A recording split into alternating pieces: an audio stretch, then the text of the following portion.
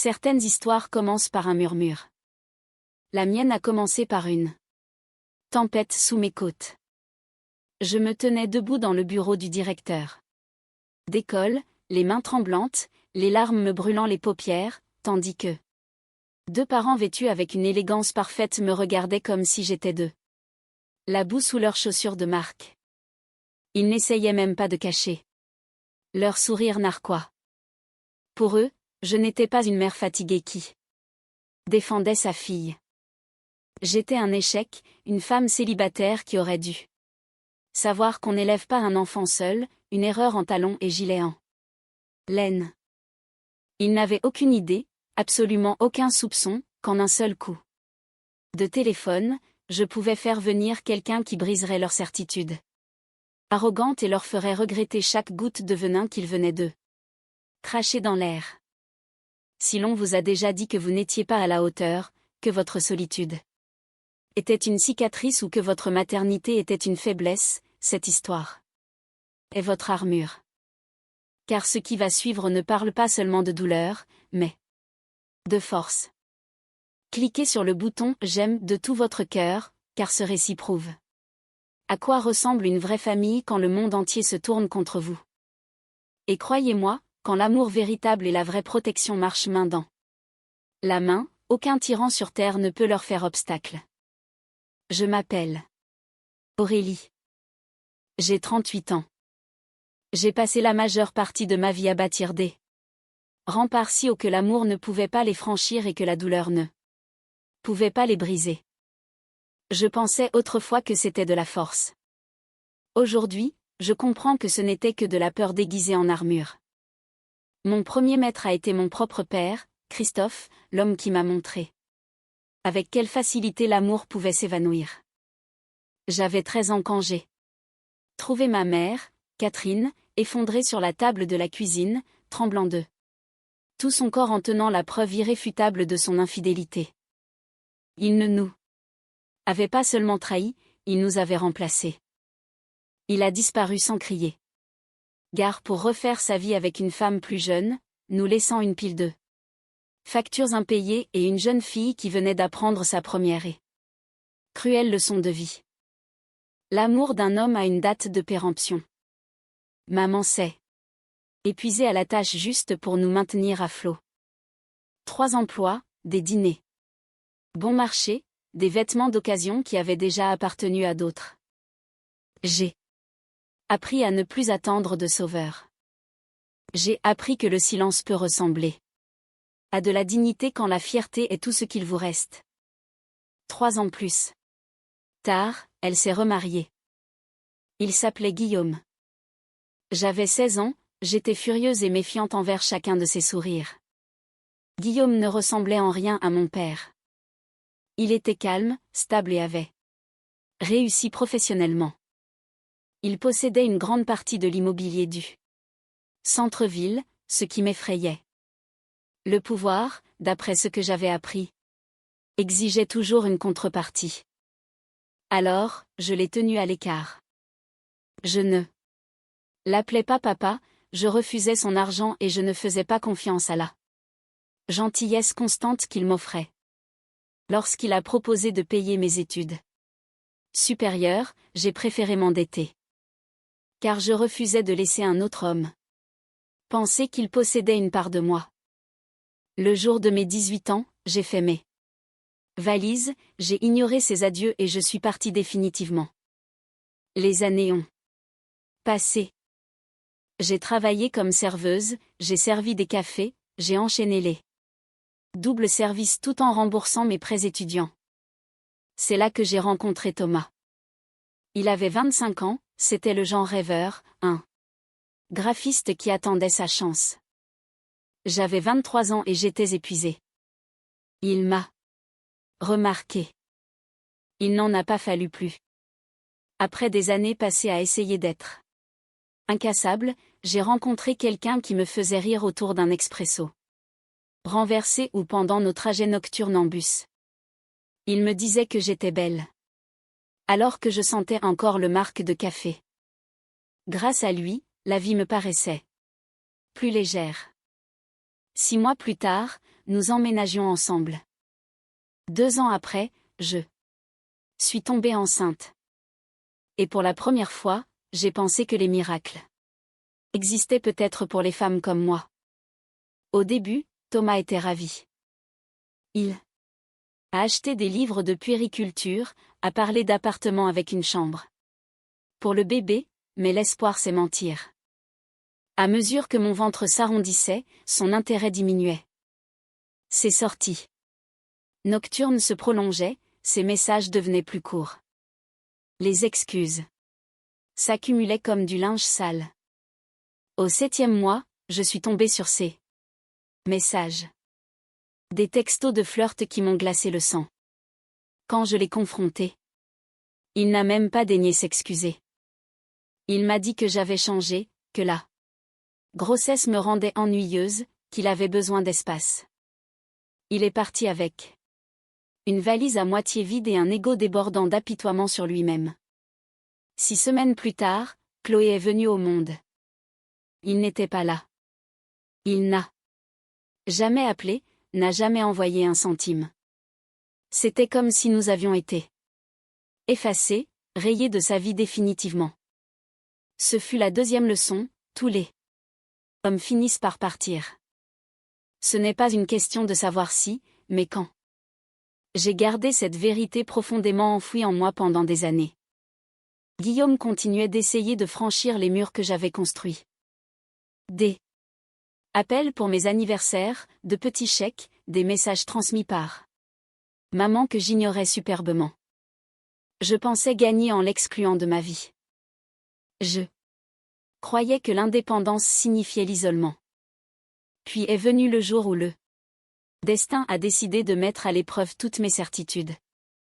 Ma fille Chloé, âgée de 10 ans, timide, artiste dans l'âme, un vrai rayon de soleil plein de curiosité, a commencé à rentrer de l'école les joues baignées de larmes. Au début, c'était des chuchotements, des ricanements, cette cruauté sournoise que les enfants apprennent en observant les adultes. Mais bientôt, la situation s'est assombrie. Inès Dumont, une camarade de classe dont les parents pensaient que leur argent tenait lieu de morale, a fait du harcèlement un jeu. Pendant des semaines, elle a poursuivi ma fille avec des mots tranchants comme des couteaux. Tu n'as pas de papa parce que ta maman est une mauvaise femme.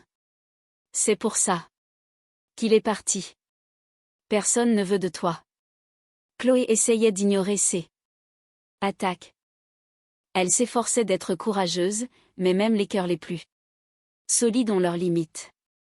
Lorsqu'Inès a détruit le projet artistique de ma fille, une sculpture de papillon que Chloé avait passé des semaines à peaufiner. En ricanant, les filles sans père ne méritent rien de gagner. Quelque chose s'est brisé en ma fille. Elle a poussé Inès, vigoureusement. Inès est tombée, s'est écorché le genou et est rentrée chez elle en pleurant. Il n'en a pas fallu plus. Dès le lendemain matin, mon téléphone a sonné. Madame. La voix de Monsieur Dubois, le directeur d'école, était brève et sèche. Oui. Need to speak immediately about an incident involving your doctor.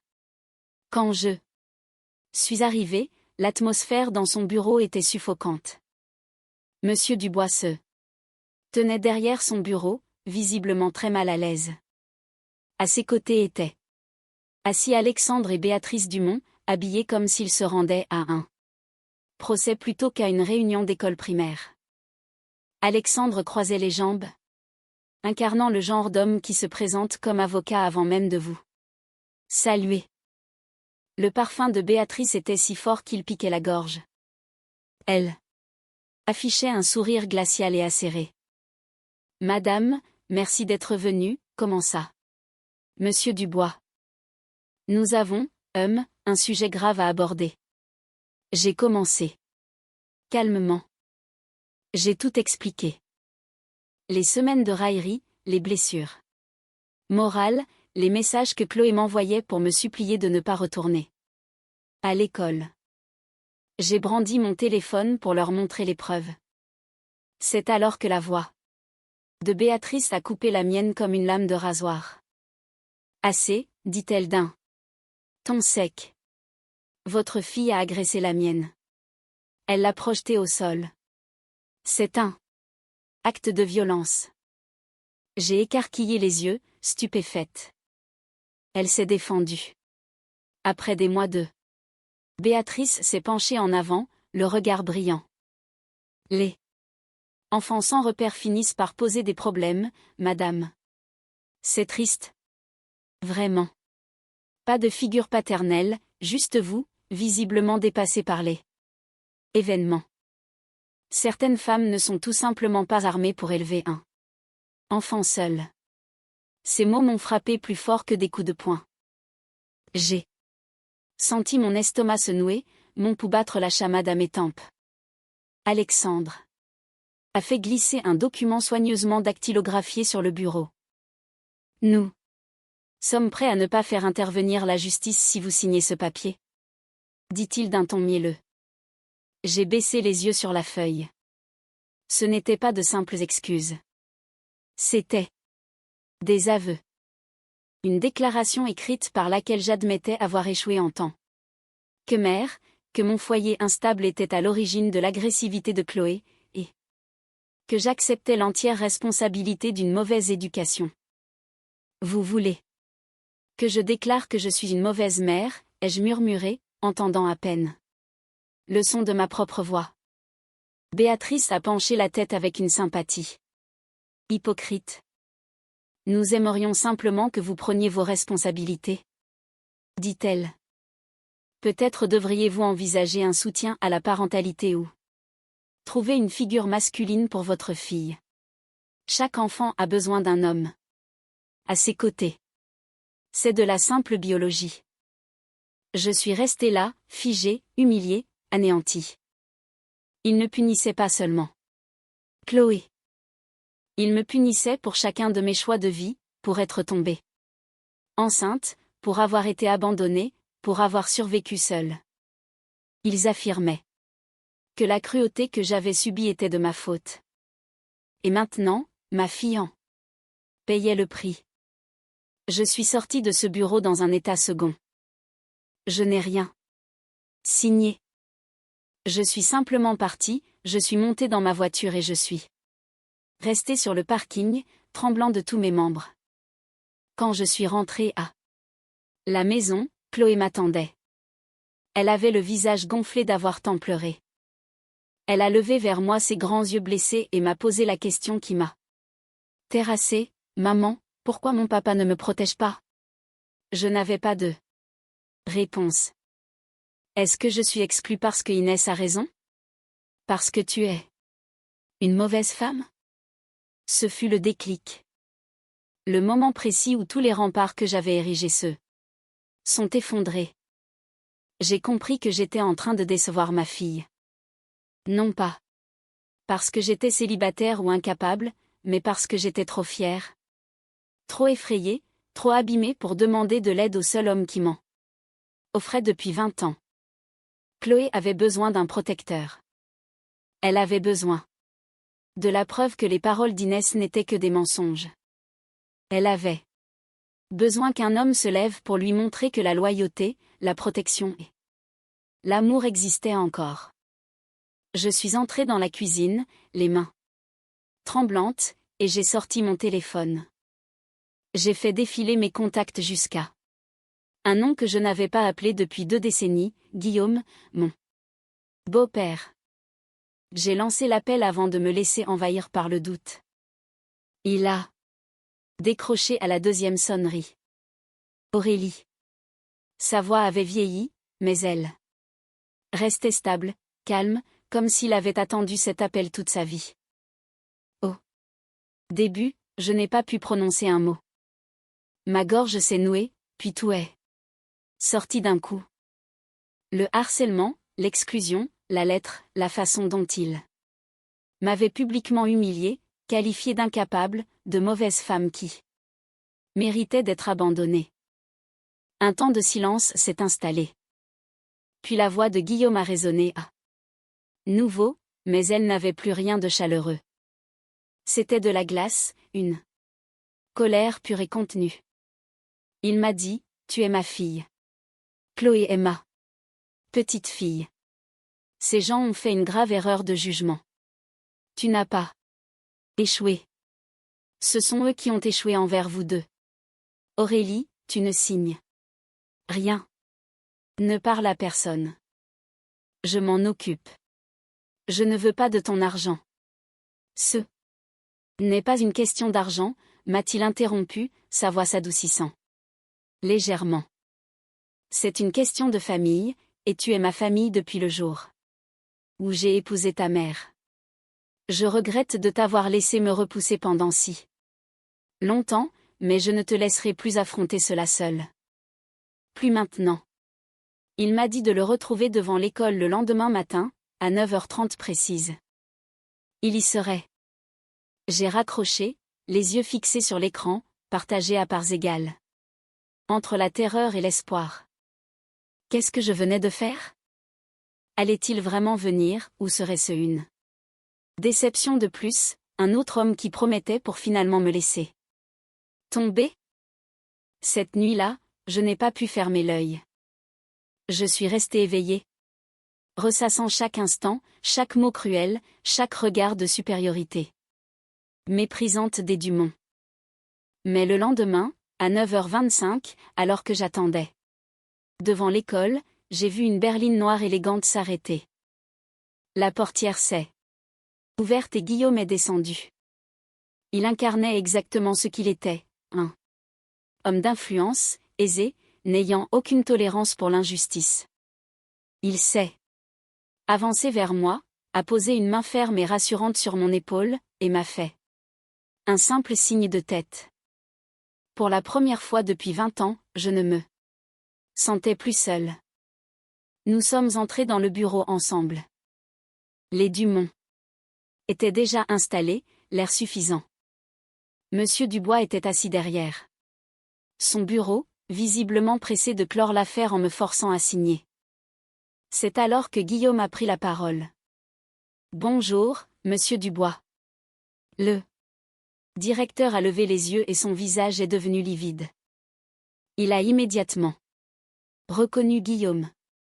Tout le monde dans cette ville savait qui il était.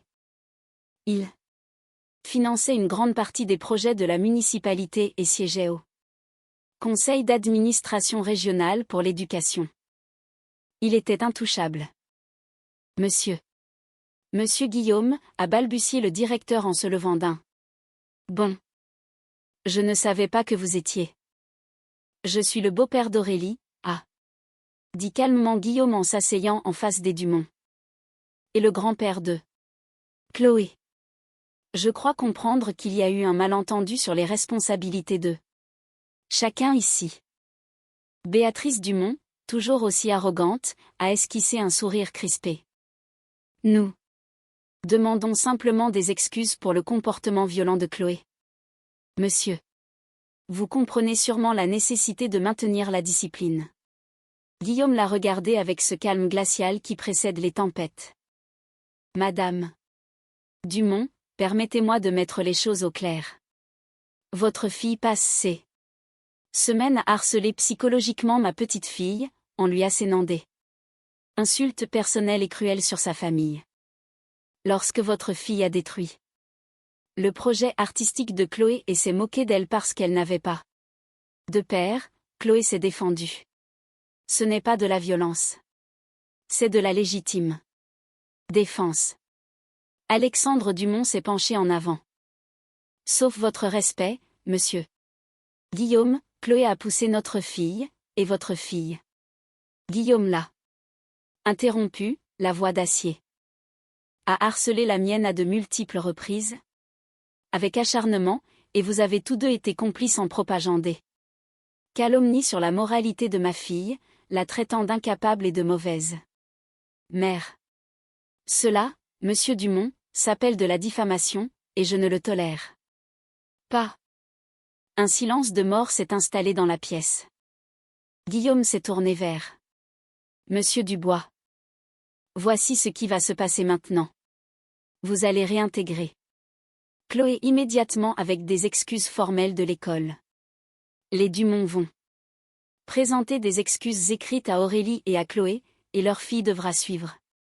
Un programme de sensibilisation contre le harcèlement scolaire. Si l'une de ces conditions est rejetée, je porterai l'affaire devant le conseil d'école, l'inspection académique, la presse locale et mes avocats personnels. À vous de choisir. Le directeur semblait sur le point de s'évanouir. Monsieur Guillaume? Je suis certain que nous pouvons régler cela à l'amiable. Alors réglez le tout. De suite. Les visages des Dumont sont passés de la suffisance à la panique. Alexandre a tenté de protester, mais Guillaume l'a réduit au silence d'un simple regard. 20 minutes latées, je sortais de ce bureau avec une lettre d'excuse. Officielle, la réintégration immédiate de Chloé et la certitude que les Dumont avaient perdu toute superbe. Guillaume n'a pas cherché à jubiler. Il a simplement serré mon épaule et m'a dit « Tu es une mère formidable, Aurélie. Ne laisse jamais personne te faire douter de cela. » En marchant sous le soleil ce jour-là, j'ai éprouvé un sentiment que je n'avais pas ressenti depuis des décennies. Je me sentais protégée, valorisée, aimée. Guillaume ne s'était pas contenté de remporter une bataille. Il m'avait rendu ma dignité.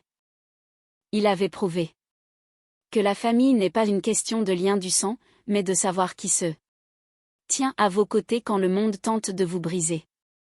Chloé a retrouvé sa joie de vivre, et moi, j'ai enfin retrouvé mon père. Si vous pensez que Guillaume incarne la véritable définition d'un père, cliquez sur le bouton « J'aime ». Si cette histoire vous a donné des frissons, laissez un commentaire pour me dire ce que vous auriez fait à ma place, et abonnez-vous. Car chaque semaine, nous vous proposons des récits où la justice n'est pas seulement rendue, elle est appliquée avec la plus grande précision. À bientôt pour la prochaine vidéo.